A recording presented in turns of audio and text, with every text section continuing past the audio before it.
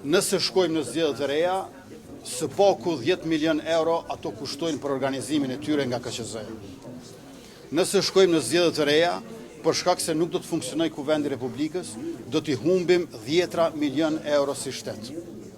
Dhe nëse shkojmë në zgjedhjet e reja, nuk do të kemi zgjidhje. Me qenë se sërish do të na duhet të shkojmë në zgjedhjet e reja, e pas atyre sërish do të na duhet të shkojmë në zgjedhjet e reja, me qenë se unë nuk e di se si mund t'i kemi 80 deputet. Prandaj është domosdoshme që të merremi vesh. Unë kam qenë shumë bujar me partitë opozitare, pas gjykimit u takova me LDK-n, PDK-ja refuzoi që të takohemi.